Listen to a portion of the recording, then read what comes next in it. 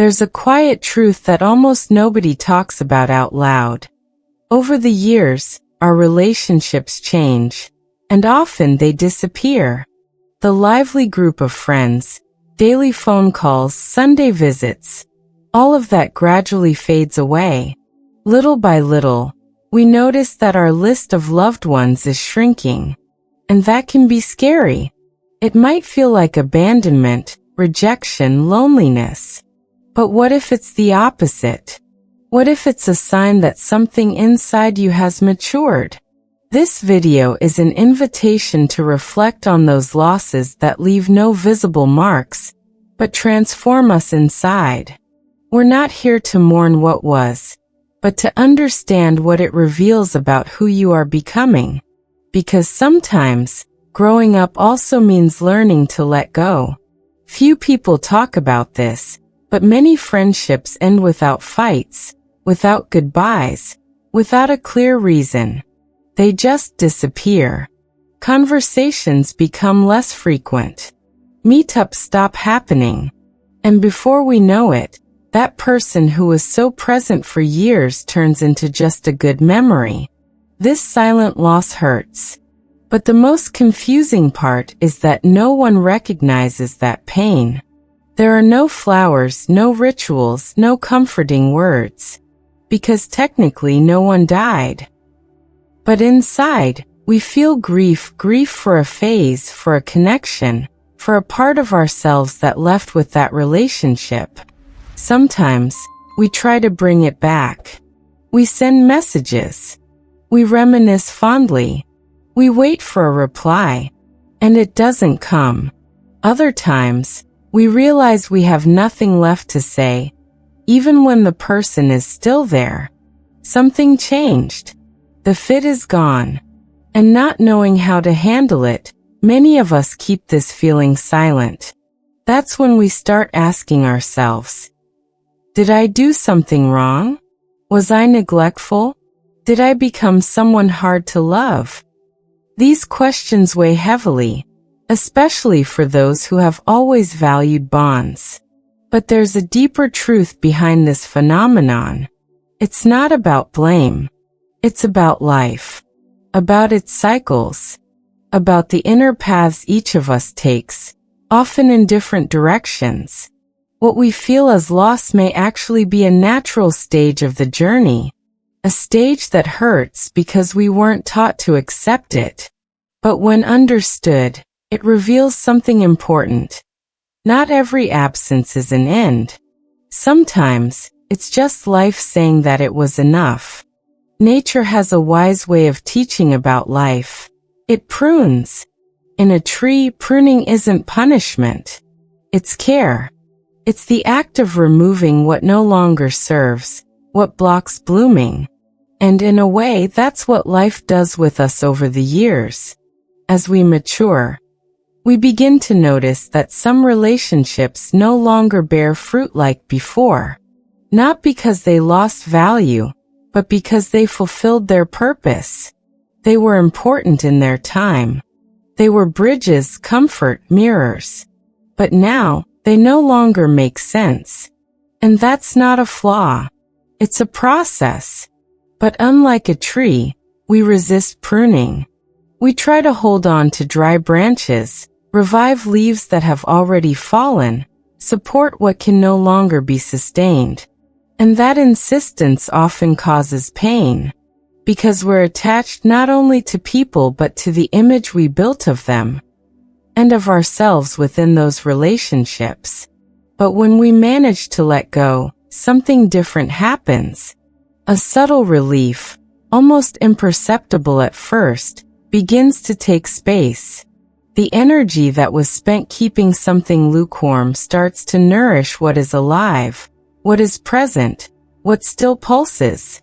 Life, with its silent delicacy, does this clearing with the same naturalness as the seasons. And when we look closely, we realize it's not abandonment, it's renewal. It's not loneliness growing. It's space opening up for what truly matters. Sometimes an old friendship dissolves to make room for a new kind of relationship with yourself. Sometimes the distance from someone reveals the presence of something deeper within us, the ability to move forward with lightness. And it is on this cleaner, calmer ground that we begin to feel something different. The search for essence. A silent movement that stops chasing the world and starts listening to the soul. After life quiets the excess, a new kind of listening is born inside us. It's as if suddenly, the noises of the world, invitations, groups, commitments, promises, no longer touch our hearts the same way. It's not disinterest. It's discernment. A silent wisdom begins to guide our choices. For a long time, we sought belonging. We surrounded ourselves with people, events, projects. We wanted to feel like we belonged. And we did. Every phase had its value, its connections, its joys. But there comes a point in maturity when that's no longer enough. What was once social enthusiasm now feels like noise. What was once constant company now tires us. And what once filled us now suffocates.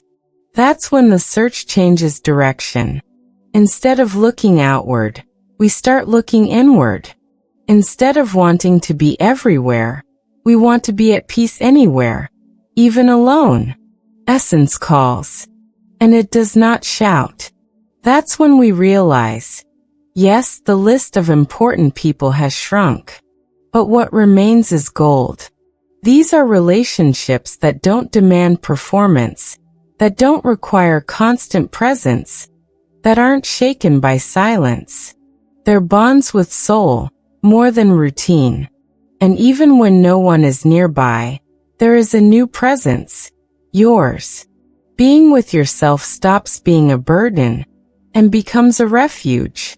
You begin to listen to yourself with more kindness, respect your own limits, say no without guilt, and yes with truth.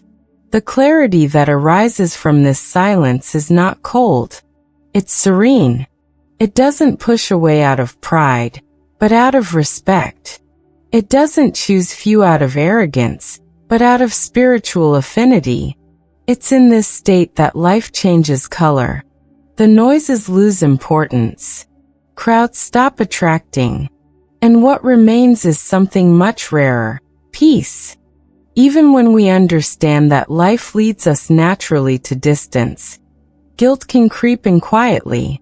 Why didn't I keep in touch? Why didn't I try harder? Why couldn't I preserve that bond? These questions echo in the mind, often accompanied by a heavy feeling of responsibility. Guilt is a silent ghost that, instead of helping us, traps us. It chains us to the past, to old versions of ourselves, and makes accepting the present difficult. But this burden doesn't have to last forever. There is a path to freedom called silent forgiveness, an intimate and deep gesture.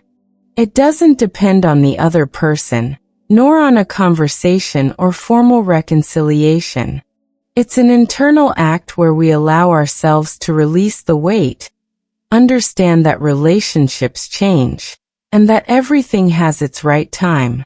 Forgiving yourself means recognizing you're not perfect, that you did the best you could at each moment, and that not every connection is meant to last forever. Forgiving others, even from a distance and in silence, is a gift we give ourselves, a way to respect life's cycles without resentment.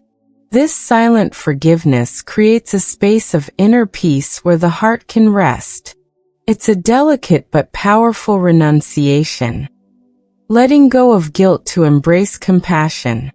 And when this compassion settles, not only for others but also for ourselves, something happens. Losses stop being open wounds and become cherished memories, precious parts of our story that no longer define us but enrich us. The freedom that comes from forgiveness is perhaps the greatest gift we can give ourselves at this stage of life. It prepares us to truly value those who remain, not out of obligation, but out of real and deep affinity. When we look at the shrinking list, it may seem like we lost a lot.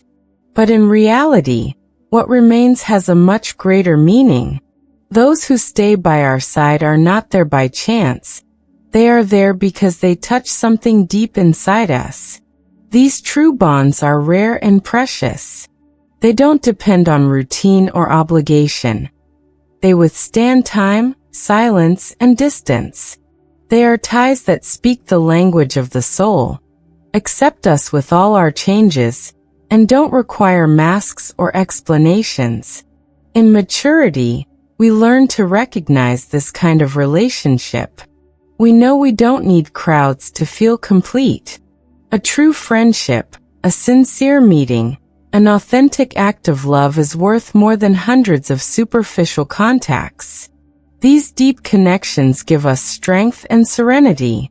They are a safe harbor where we can be exactly who we are, without fear of judgment or rejection.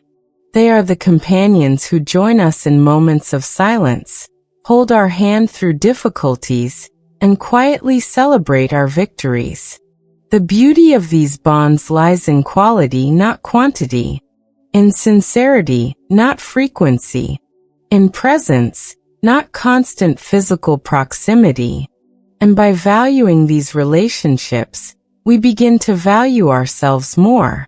We recognize that we deserve to be surrounded by those who truly matter, by those who choose to be with us, just as we choose to be with them. This recognition is a fundamental step toward inner peace, because when we have the company of the soul, no loneliness can truly reach us. The deepest truth you need to hear is this: you are not becoming alone because you're losing something. You are becoming whole because you are finding yourself.